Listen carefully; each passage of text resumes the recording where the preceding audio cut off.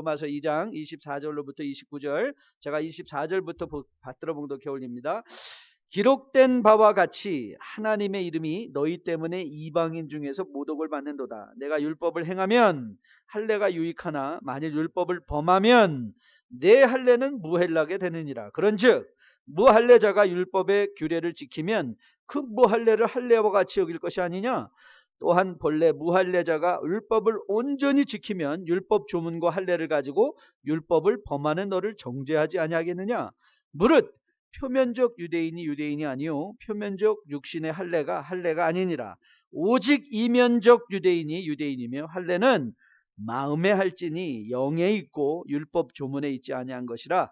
그 칭찬이 하나님에게서가 아니요 다만 사람에게서가 아니요 다만 하나님에게서니라. 아멘.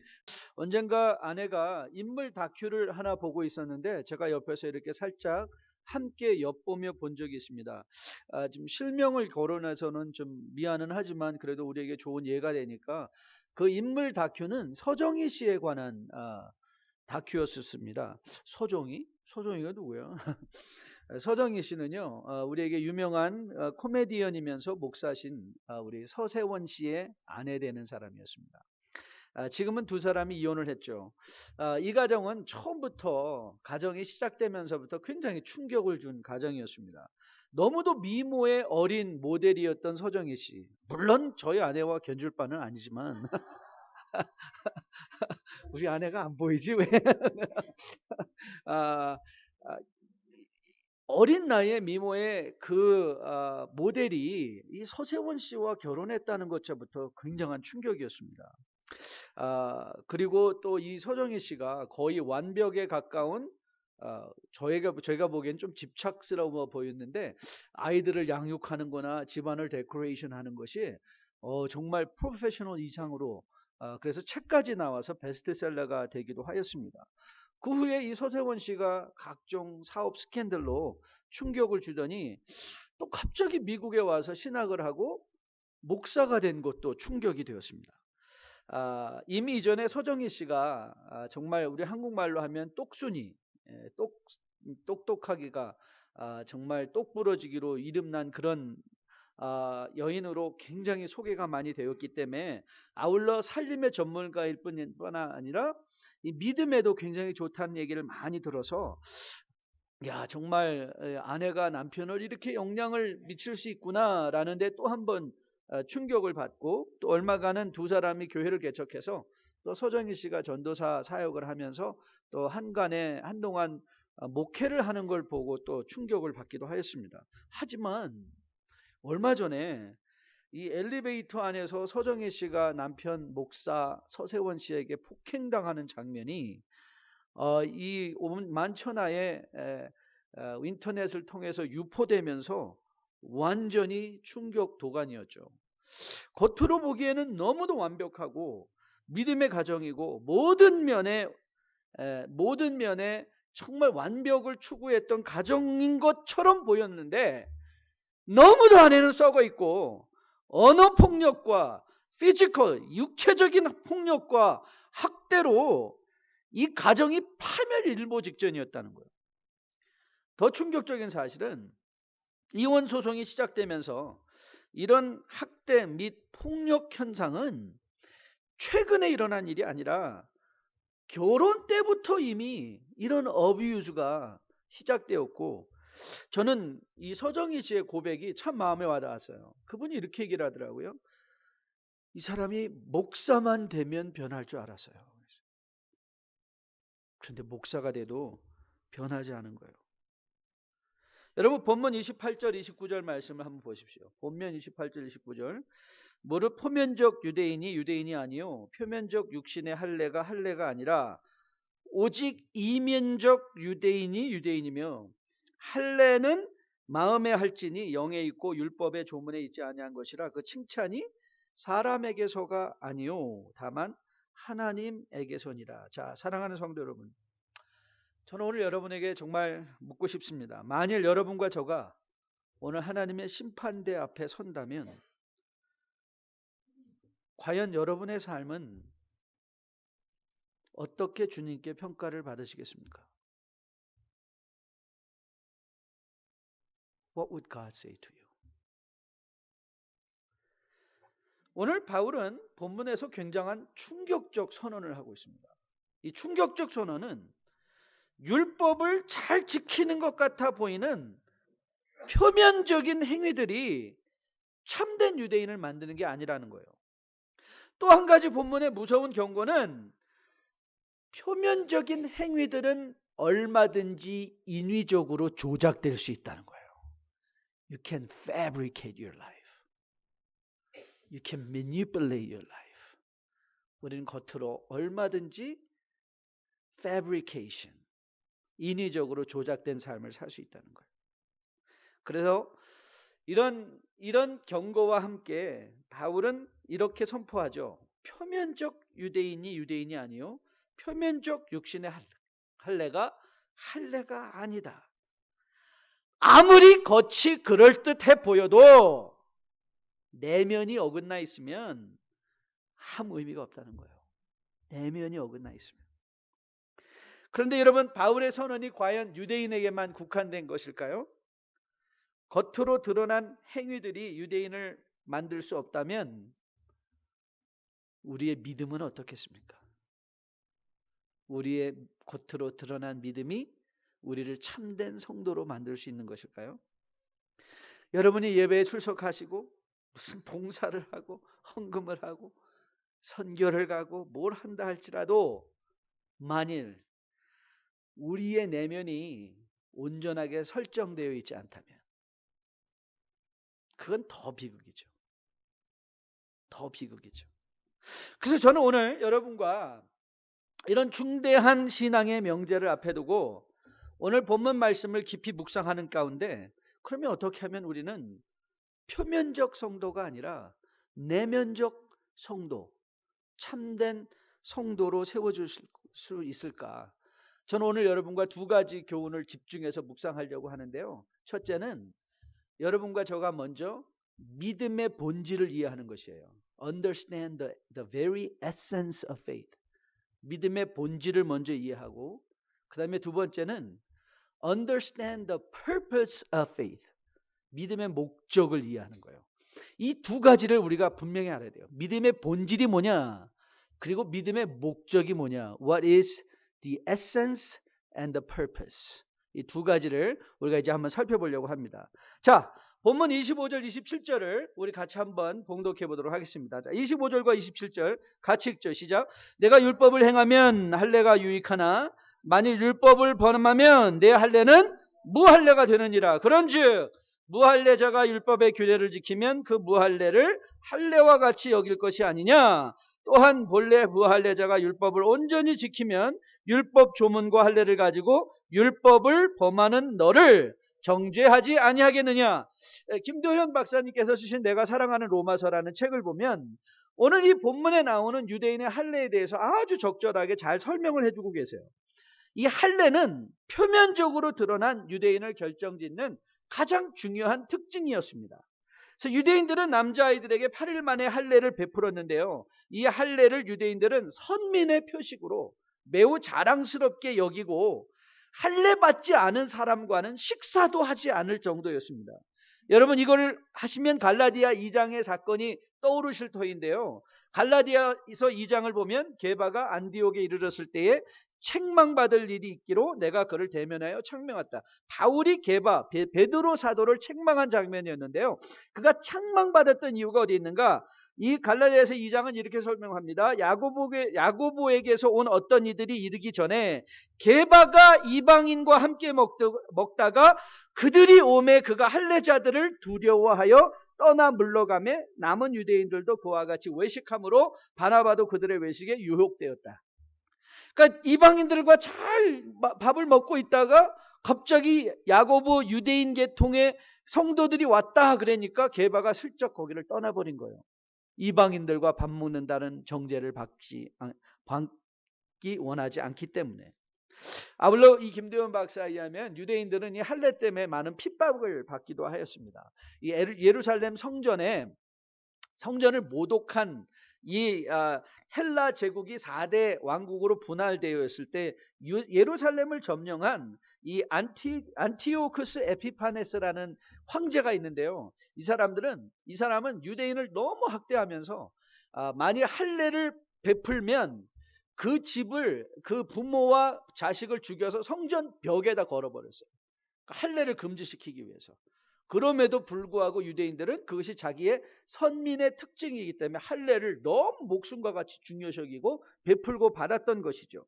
그런데 바울은 이 표식에 대해서 이렇게 선포하는 거예요. 한번 들어보실래요? 고린도전서 7장 19절입니다. 할례 받는 것도 아무것도 아니요 할례 받지 아니하는 것도 아무것도 아니로되 오직 하나님의 계명을 지킬 따름이라. No use. Circumcision or no circumcision? What's the matter? 육체의 표식을 갖는 게 뭐가 중요하냐? 다만 하나님의 계명을 지키는 것이다. 우리는 이 사실을 통해서 우리가 추구하는 신앙의 본질, the very essence of faith, 이 믿음의 본질에 대해서 교훈받습니다. 여러분 우리 한국말에 빙산의 일각, a tip of iceberg라는 말이 있죠. tip of iceberg. 믿음에 있어서 눈으로 보이는 건 빙산의 일각이라는 거예요. 여러분이 저를 보는 것도 빙산의 일각이고 제가 여러분을 보는 것도 빙산의 일각이에요. 우리 아까 박장로님 잘 기도해 주시고 우리 벌써 12년 창립 다음 주면 12년 아닙니까? 여러분 우리 하나 감사한 거는요. 저도 이제 목회를 하면서 막 처음에 오셔가지고 목사님 이렇게 훌륭한 목사님 제가 소개해드렸죠. 저는 그런 분도 만나봤다고요. 저는 하나님한테 너무 실망했다고. 왜 그러시냐고. 이런 목사님을 이제 만나게 해주셔서 너무 제가 그런 사람입니다. 그런데 문제는 6개월 만에 없어졌다는 거예요. 또 그런 사람을 만난 거 봐요. 어디 가서 또 만났나 봐요. 6개월 만에. 여러분 인간관계에 있어서 이 믿음의 본질을 얘기하면요. 너무 좀 한 가지 잘한다고 호들갑 떨지 마시고 저 사람 대단한 사람이야. 그러지도 마시고 뭐 한 가지 잘못했다고 너무 욕하지도 마세요. 좀 평정심 좀 두고 보자. 여러분 어때요? 여러분도 저 한 12년 정도 두고 보니까 인간이 어떤 인간인지 알겠죠? 한 12년, 한 10년 정도는 새겨봐야 사람을 아는 거 아니겠어요? 왜요? 인간의 인생이라는 게 그런 거예요. 빙산의 일각이에요. 여러분이 주일날 와서 하루 듣고 가는 좋은 말들, 좋은 행동들이요. 빙산의 일각이에요. What's really important is what's underneath. 그 밑에 뭐가 있느냐. 밑에 뭐가 있느냐. 여러분 28절에서 바울이 이렇게 선포했죠. 무릇 표면적 유대인이 아니요 표면적 육신의 할례가 아니다. 여러분 바울이 모세 백성들을 이제 가나안 땅을 바라보는 바로 그 모압 평원에서 그들에게 설교를 한 게 신명기죠. 3번에 걸쳐서 설교를 하면서 모세가 백성들에게 이렇게 말했어요. 너희들이 신앙의 본질을 알아야 된다. 가나안 땅에 들어갔을 때 너희들이 신앙의 본질을 이해하지 못하면 너희들이 망할 것이다. 그러면서 그가 신명기 10장에서 이렇게 말합니다. 그러므로 너희는 마음의 할례를 행하고 다시는 목을 곧게 하지 말라. 어디에 할례를 행하라고요? 마음의 할례. 마음의 할례.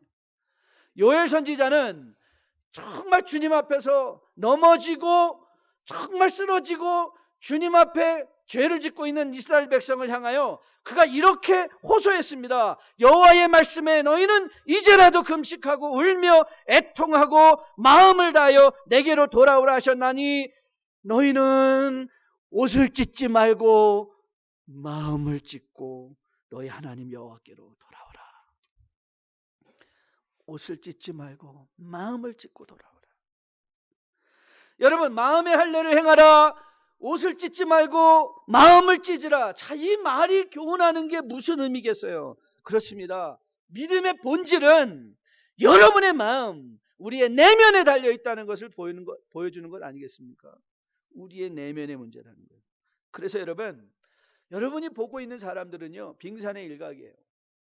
우리가 보고 있는 사람들, 지금 우리가 오늘도 만나는 사람들은요, 그의 인생의 내면을 우리는 모르는 거예요. 그런데 중요한 것 하나는, 우리는 보지 못하지만 하나님은 우리의 속을 보고 계시는 거예요. 그리고 놀랍게도 많은 경우에 여러분은 여러분의 모습이 보여요. 우리는 우리를 봐요. 그런데 신앙의 무서운 경고 중에 하나가 뭔지 아십니까? 우리를 속이는 거예요. 그게 뭐라고요? 외식이라는 거예요. 그게 유대인들이 빠졌던 신앙의 함정이었어요. 외식에 빠진 거예요. 그래서 이런 차원에서 이런 신앙의 본질을 이해하면요, 신앙의 방법이 생각이 납니다. 신앙의 방법은요, 여러분, 신앙의 방법은 여러분의 내면을 돌아보는 거예요. 말씀을 남의 삶에 적용하는 게 아니라 나의 삶에 적용하는 거예요. 신앙은 100% 우리 안에서 일어나는 거예요. 이런 신앙의 본질을 이해하고 있는 사람들은요, 남들 돌아볼 여유가 없어요. 남말할 여유가 없어요. 남을 판단할 여유가 없어요. 왜요? 내 삶이 그만큼 하나님 앞에 중차지대하니까. 남말할 여유가 없어요. 유대인들의 문제가 뭐예요? 그들은 끊임없이 남말하고 다녀요. 그러나 신앙의 본질을 이해하면요, 그 신앙이 인터널라이즈 돼요. 자기 자신을 돌아봐요. 오늘도 말씀을 들으면서 나를 돌아봐요. 오늘도 헌금을 하면서 나를 돌아봐요. 오늘도 말씀을 들으면서 내가 보이지 남이 보이지 않아요. 만일 여러분들이 오늘 이 말씀을 들으면서도 누군가 여러분 외에 다른 사람이 떠올린다면 여러분 즉시 그 마음을 사로잡으셔야 돼요. 왠지 아세요? 그건 신앙의 본질적인 내용이 아니기 때문에 그래요. 하나님 우리 자신을 돌아보게 하세요. 여러분 기억하십니까? 바울이 로마서 7장에서 그 고면하던 것, 바울이 이렇게 고민을 해요. 오라 나는 곤고한 사람이로다. 이 사망의 몸에서 누가 나를 건져내랴. 그러면서요, 바울이 로마서 7장에서 이렇게 고백합니다. 그로 하여금 그렇게 곤고하게, 자기 자신을 곤고하게 여기도록 했던 이유가 뭔가? 우리가 율법은 신령한 줄 알거니와 나는 육신에 속하여 죄 아래 팔렸도다. 내가 행하는 것을 내가 알지 못하노니 내가 원하는 것을 행하지 아니하고 도리어 미워하는 것을 행합니다. 만일 내가 원하지 아니하는 것을 행하면 내가 이로써 율법이 선한 것을 지나노니 이제는 그것을 행하는 자가 내가 아니요 내 속에 거하는 자니라. 바울은 율법을 묵상하며 그 율법이 끊임없이 자기를 치는 거예요. 내가.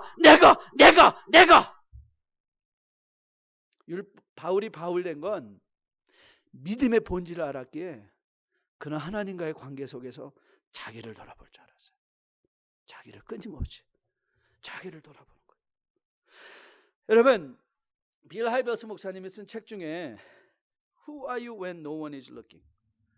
아무도 보지 않을 때 당신이 누구입니까? 그 책이 있어요. 제목만 해도 정말 텔링 제목 아닌가요? It's a very telling title. Who are you when no one is looking? Who are you? 여러분 아무도 보지 않을 때 여러분은 누구예요? 여러분 바울은요, 말씀을 묵상하고 하나님과 가까이 가면 갈수록요, 자기 자신이 더욱더 뚜렷하게 보였어요. 그래서 그가 디모데에게 편지 쓰면서 나는 죄인 중에 괴수다 그래요. 네가 죄인 중에 괴수다 그러지 않고 너 그렇게 가지고 되겠느냐 하지 않고요, 바울의 마지막 결론은 내가 죄인이다. 이게 신앙의 본질이에요. 내가 보이는 것. 자기를 보았기 때문에 바울은 빌립보서에서 이런 고백을 하죠. 내가 얻었다 함도 아니요 온전히 이루었다 함도 아니라 오직 내가 그리스도 예수께 잡힌 바 되어 그것을 잡으려고 달려간다. 저는 이게 너무 좋아요. 빌립보서 3장 말씀. 믿음의 본질을 이해하니까 내가 이미 잡았다 함도 아니요 이루었다 함도 아니요 나는 뒤에 있는 것 다 잊어버리고, 만일 내가 이루는 어떤 성취가 있다면, 아니 내가 어쩌면 이 하나님의 말씀으로 자기를 돌아보는 사람은 내가 뒤에 있던 어떤 실패도 잊어버려요. 실패도 하나님께서 우리에게 교훈 삼아 주신 것인 것을 알고 그것도 교훈을 받되 잊어버리고, 여러분 그런 사람 많습니다. 실패에 계속 잡혀 있어요. 아니 그 자기 실패에만 잡혀 있으면 좋은데요. 남의 실패에 빠져 있는 사람도 너무 많이 있습니다. 10년 전에 싸웠던 그 사람. 그래서 오늘 그 사람은 새로운 사람인데 오늘 온 사람을 보지 만나지 못하고요. 과거에 자기가 잘못 저질렀던 그러니까 누구 오면 저 사람은 이렇고 저 사람은 저렇고 이 사람은 그런데 그게 다 지금의 그 사람이 아니라 과거의 그 사람이에요. 그 과거에. 그런데 바울은 뭐라고 말해요? 하나님의 말씀의 믿음을 이해했더니 뒤에 있는 건 잊어버리고 앞에 있는 십자가를 향하여 나는 달려간다. 그리고 말하죠. 너는 어떡할래? 여러분은 어떻게 하시겠어요? 나는 달려간다. 여러분, 바울은 스스로를 결단코 이룬 사람, 완성된 사람으로 여기지 아니하고 그가 했던 실패, 그가 이루었던 성취 다 잊어버리고 오늘도 마음을 새롭게 하여 말씀으로 자기를 돌아보게 하며 십자가 푯대 그리스도의 장성한 분량에까지 도달하기 위하여 믿음의 경주를 멈추지 않았습니다. 저는 여러분과 저가 그 바울의 믿음의 경주에 동참하는 우리가 될 수 있기를 주님의 이름으로 축복드립니다. 그러면 믿음의 본질이 내면적이고 말씀을 통해서 자기를 돌아보는 것이고 뒤에 있는 걸 잃어버리고 겸손함으로 끝까지 앞을 향하여 가는 것이라면 그럼 믿음의 마지막 목적은 무엇일까? What will be the purpose of faith? 오늘 본문에서 29절에서 이렇게 말하고 있죠. 오직 이면적 유대인이 유대인이며 할례는 마음에 할지니 영에 있고 율법의 조문에 있지 아니한 것이라. 자, 그 다음에 같이 읽습니다. 시작. 그 칭찬이 사람에게서가 아니요 다만 하나님에게서라. 자, 믿음의 목표가 뭐예요? 하나님의 칭찬받는 거예요. 사람의 칭찬이 아니라 하나님의 칭찬을 받는 거예요. 여러분 이 말을 하면 우리에게 즉시 떠오르는 구약의 한 인물이 있죠. 사울이에요. 이스라엘 초대왕 사울인데요. 이 사무엘상 13장에서 이 블레셋과 전투를 하는데 백성들이 막 떠나가는 거예요. 그랬더니 백성들을 모으겠다고 번제를 드렸어요. 근데 사무엘이 도착하자 그 사실을 보게 됐죠. 기다렸어야 되는데. 근데 사울은 뭘 두려워했어요? 사울은 백성이 흩어지는 걸 두려워했어요. 그래서 제사를 수단으로, 하나님을 수단으로 삼았어요. 그래서 백성들을 모이게. 그러자 사울에게 사무엘이 뭐라고 경고했죠? 사무엘이 사울에게 이르되 왕이 망령되기 행하였도다. 왕의 하나님 여호와께서 왕에게 내리신 명령을 지키지 아니하였도다. 그리하였더라면 여호와께서 이스라엘 위에 왕의 나라를 영원히 세우셨을 것이다.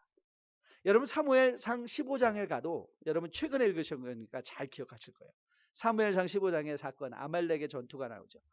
살아있는 모든 것을 진멸하라 하였는데 사울이 좋은 것들을 남겨놓았어요. 사무엘이 도착하자 아니 내 귀에 돌리는 저 양소리는 어떤 것입니까? 그때 사울이 이렇게 말했습니다. 사울이 이르되 그것은 무리가 아멜렉 사람에게서 끌어온 것인데 백성이 당신의 하나님 여호와께서 제사하려 하여 양들과 소들 중에서 가장 좋은 것을 남기며 그 외의 것을 우리가 진멸했다. 백성이 하자고 했다고. 사울은 끊임없이 사람들의 체면을 생각해 사람들의 눈을 의식했었어요.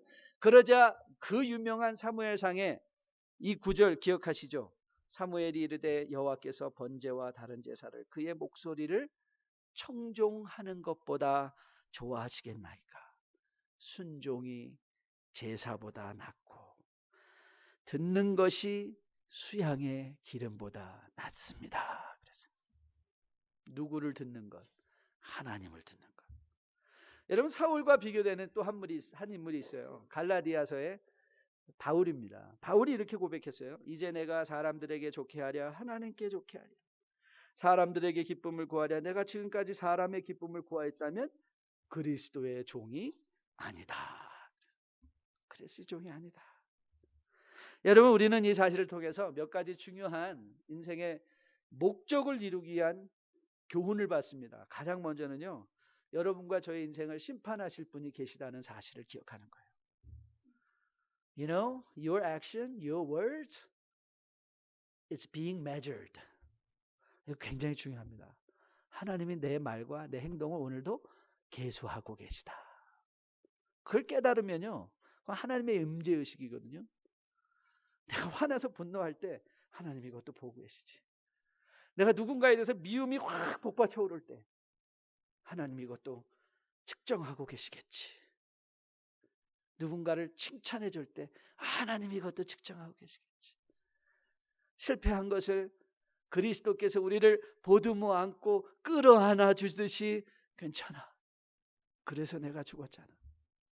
그래서 예수님은 우리한테 자꾸 그래 괜찮아. 그래서 내가 너를 왜 죽은 거야. 그걸 자꾸 깨달아 주는데 우리들은 계속 너는 아니야. 너는 안 돼. 자기에게나 해야 할 걸 남에게 하면서 다니는 그 신앙의 목적을 깨닫지 못하는 거예요.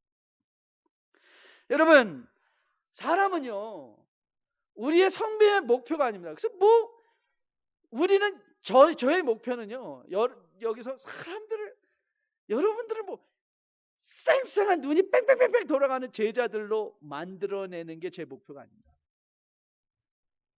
여러분들은 제 섬김의 대상인 거예요. 섬김의 목표가 아니라, 사람이 목표가 아니라 하나님이 목표예요. 하나님이 목표. 인생에 여러분의 사업의 목표도 하나님이 목표가 되는 거예요. 하나님이 목표가 되어야 그 인생이 바르게 방향성에 잡히는 거예요. 거기에 사람은, 여러분들은 저의 섬김의 대상, 혹은 하나님께서 여러분을 통하여 저를 만들어 가세요. 여러분, 저는요, 여러분 고백한 거 기억하시죠? 저는 이제 좋은 성도님들 보내달라고 기도 별로 안 한다고. 여러분, 좋은 성도들은 어떤 분인가, 제가 목회 20년을 돌아보았더니요, 좋은 성도님들은 저에게 인내를 가르쳐주고 참는 걸 가르쳐주고 그런 분들이에요. 그런 분들은 대부분 저를 매우 힘들게 했던 사람이에요. 매우 힘들게. 그래서 그분이 저를 힘들게 할, 제가 그 성도를 힘들게 할 때 그거를 껴안고 기도하고 그리스도를, 예수를 함께 십자가에 못 박는 그 군인을 향하여 용서를 베푸신 그 주님을 배우게 도와주시옵소서. 그 스트러글을 통해서요, 주님의 마음을 조금씩 배우는 거예요. 그러니까 이제 제가 무서워졌어요. 좋은 성도가. 그래서 요즘은 하나님 적당한 분들 보내주십시오. 이게 목회의 경험이에요, 경험. 그래서 제가 이제 우리 젊은 목사들한테 기도하는 거 잘 가르쳐줘. 너 기도 잘해야 된다. 잘못 기도하면 너 완전히 덤태게 쓴다. 좋은 성도 보내달라고. 야, 너 정말 그거 아주 힘든 얘기다. 제가 요즘 고민을 많이 하죠. 여러분, 혹시 여러분 주변에 여러분의 기대와 눈에 안 차는 사람들이 많이 보이십니까? 혹시 그런 분 계세요? 그런데요, 그걸 한번 이렇게 생각해 보세요. 하나님께서 우리가 그리스도의 마음을 가지고 있다는 것을 측정할 수 있는 유일한, 우리의 믿음이 훈련되어지는 유일한 장소는 세상입니다. 무슨 얘기인지 아시겠어요? 우리의 믿음이 유일하게 훈련되어지는 장소는 세상이에요. 근데 이 세상에서 하나님은 우리를 훈련하세요. 그런데 여러분, 우리가 훈련하는 것, 여러분, 우리가 이 운동을 위해서 한 가지 훈련을 해도 육신이 힘듭니다. 훈련은 힘든 거예요. Training is always hard. Training brings result. 그렇죠. 훈련을 어떻게 하냐에 따라서 그 운동의 결과가 달라지는 거잖아요. 훈련을 하시기 위해서 하나님은 우리에게 보내주시는데요. 여러분, 근육을 빌드한다는 것의 의미가 뭐예요? 근육을 빌드한다는 것은 근육을 찢는 거예요. 근육을 적당하게 moderation으로 웨이트를 하면서 근육이 손상을 입잖아요. 근육이 손상을 입고 다시 몸을 잘 회복시키면 근육이 찢어진 것을 스스로 손상하면서 버크가 생기는 거예요. 그게 근육인 거예요. 그러니까 근육이 찢어지지 않으면 근육이 생길 수가 없어요. 그러니까 우리가 인위적으로 웨이트 트레이닝을 하는 건 근육을 손상시키는 거예요. 그리고 몸이 회복하면서, 회복할 때 마치 여러분이 상처가 난 자리에 덧입혀서 상처가 생기는 것처럼 근육이 이제 빌드업이 되는 거예요. 근데 이게 찢어지지 않으면 빌드업이 안 되거든요. 여러분, 영적인 spiritual muscle도요, 똑같아요. 하나님께서요, 여러분들에게 혹시 요즘에 그런 사람들이 보이면요, 그게 뭔지 아세요? 영적 웨이트예요. 들어봐라. 그걸 들으면서요. 그리스도 앞에 나가는 거예요. 그리스도 앞에. 그래서 그 십자가를 마음에 품는 거예요. 십자가를 마음에 품고. 그래서 그 예수 그리스도 그 계집종 앞에서 그리스도를 3번이나 부인하고 도망쳤던 그 베드로를 딱 만날 때에 저는 그게 너무 멋있어요. 그러니까 제가 예수님이 아니죠. 그래서 제가 저 같으면은 베드로 딱 올라오는 거 보고서는 너 이리 와봐. 저기 앉아봐. 자, 시작하자. 너 그때 다른 건 얘기 안 하겠다. 너 계집종에서 너 그러고도 수석제사라고 근데요, 저는 이런 주님이 좋아요. 베드로, 밥 먹자. Come, let's have a breakfast. 그 먹는 게 이게 중요한 거예요. 와서 밥 먹자 그러세요. 여러분, 주님도요, 누구든지 내 음성을 듣고 그 문을 열면 내가 그들을 만들어가지고 너들 가가지고 하나님 나라를 세우고 하나님 나라에 전도하고 선교, 그러지 않아요. 여러분 자꾸 오해하지 마세요. 뭐 일하려고.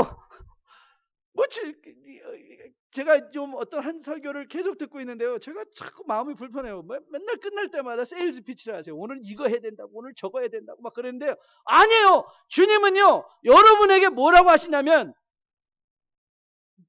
내가 나와 더불어 먹고 나는 너와 더불어 먹으리라. 야, 우리 밥 먹자. 신앙의 목표는요, 일이 아니에요. 그러니까 주님은 밥 먹자 이 말은, 그게 라오디게아 교회의 초청 아니에요? 주님께 나는 너와 더불어 먹고 너는 나와 더불어 먹으리라. 주님의 문을 열면 우리더러 뭐 가져와라, 내라, 뭐 해라, 뭐 교회 줘라, 뭐 전도해라, 선교해라 하지 않고, 야, 밥 먹자. 이게 실력이에요. 이게 영적인 머슬이에요. 연약한 형제를 껴안고, 아이고, 내가 커피 살게. 뉴라이프 카페에서, 스타벅스가 아니라 뉴라이프 카페에서 내가 살게. 오늘 내가 쏜다. 내 마음에 안 드는 사람 다 모여라. 그게 영적인 머슬을 기르는 거예요. 영적인 머슬을 기르는 거예요. 여러분, 하나님께서 이 사무엘상을 보면 사울을 이제 내려놓으시고 다윗을 하는 장면 있잖아요. 그런데 사무엘도 흔들린 것 같아요. 사무엘이 엘리압을 보고 굉장히 흔들렸어요. 사무엘 첫 아들을 보고 그의 용모가 신장이, 하나님 제 맞죠? 그런데 아니야. 그러다가 아무도 없는 거예요. 야, 데려다가 너희 중에 또 아들 없냐? 그랬더니 이새가 하나가 있긴 있는데 걔는 지금 목동에 나가 있습니다. 지금 양치러 갔습니다. 그 개 데려와라 그랬어요. 왜 그랬죠? 하나님이 사무엘을 깨닫게 하셨어요. 여호와께서 사무엘에게 이르시되 그의 용모와 키를 보지 말라. 내가 이미 그를 버렸노라. 내가 보는 것은 사람과 같지 아니하니 사람은 외모를 보고 오니야 여호와는 중심을 보시느니라. 여호와는 중심을 보시느니라. 그래서 바울은 이 사실을 너무 잘 깨닫고 있어서 그가 이렇게 갈라디아서에서 경고했습니다. 스스로 속이지 말라. 하나님은 업신여김을 받지 아니하시나니 사람이 무엇으로 심든지 그대로 거두리라. 저는 하나님을 업신여긴다라는 것보다 하나님은 만홀히 여기지. 옛날 성경이 좋은 것 같아요. 만홀히 여긴다. 저는 이 표현이 더 좋은 것 같아요. 여러분, 이게 신앙이에요. 그래서 바울은 고린도 교회 성도들에게 이렇게 경고했습니다. 고린도전서 3장인데요. 이건 중요한 말씀을 한번 찾아봅시다. 중요한 말씀이니까 고린도전서 3장 18절로부터 23절. 우리 신앙의 목표는 하나님을 섬기고 하나님께 나가고 하나님을 교제하고 하나님의 영광을 돌리는 것인데, 그래서 우리가 이 신앙의 본질을 이해해야 되는데요. 자, 고린도전서 3장 18절부터 23절 같이 읽습니다. 시작. 아무도 자신을 속이지 말라. 너희 중에 누구든지 이 세상에서 지혜 있는 줄로 생각하거든 어리석은 자가 되라. 그리하여야 지혜로운 자가 되리라. 이 세상 지혜는 하나님께 어리석은 것이니 기록된 바 하나님은 지혜 있는 자들로 하여금 자기 꾀에 빠지게 하시느니라 하였고 또 주께서 지혜 있는 자들의 생각을 헛것으로 아신다 하셨느니라. 그런즉 누구든지 사람을 자랑하지 말라. 만물이 다 너희 것이며 바울이나 아볼로나 게바나 세계나 생명이나 사망이나 지금 것이나 장래 것이나 다 너희 것이요 너희는 그리스도의 것이요 그리스도는 하나님의 것이니라. 그리스도는 하나님의 것이니라. 사람을 자랑하지 말라. 스스로를 속이지 말라. 그러고 보면 우리 한국민족들은 이 보통 은혜로 이 믿음과 관련된 참 좋은 그 마음들이 있었던 것 같아요. 조선 중종 때 문신이었던 임권 선생의 평생 철학은요, 독처무작이었어요. 독처무작이. 이 말은요, 홀로 있을 때라도 나를 속이지 말라라는 의미예요. 홀로 있을 때라도 나를 속이지 말라. 독처무작이. 우리가 중국의 고전인 대학과 중용을 봐도요, 거기에 신독이라는 개념이 나와요. 신독. 이 신독은요, 홀로 있을 때 행동을 삼가하는 거. 그래서 제가 늘 설교 오기 전에 착 읽는 게 자처조요. 대인은. 그 다음에 무사징연이거든요. 무사징연은 할 일이 없을 때 마음을 맑게 간직하라. 무사징연. 할 일이 없을 때 내 자신을 내면을 끊임없이 하나님의 임재. 여러분 이 신독이라는 건 스스로를 살핀다는 건 쉬운 일 아닙니다. 그런데 여러분 이거 어려운 일도 아닙니다. 왠지 아세요? 왜냐하면 성도는요 여러분과 저는 결단코 홀로 이거를 훈련하도록 부르심을 받지 않았어요. 우리와 함께 하시는 이가 계세요. 함께 하시는 이. 그 함께 하시는 이가 누구죠? 로마서 8장을 보면 이와 같이 성령도 우리의 연약함을 도우시나니 우리는 마땅히 기도할 바를 알지 못하나 오직 성령이 말할 수 없는 탄식으로 우리를 위하여 친히 간구하시느니라. 마음을 살피시는 이가 성령의 생각을 아시나니 이는 성령이 하나님의 뜻대로 성도를 위하여 간구하시느니라. 우리는 누가 하셔요? 왜 주님이 십자가에 달려 죽으시고 승천하셔야 됐죠? 내가 가야 너희에게 보혜사를 보내준다 그랬잖아요.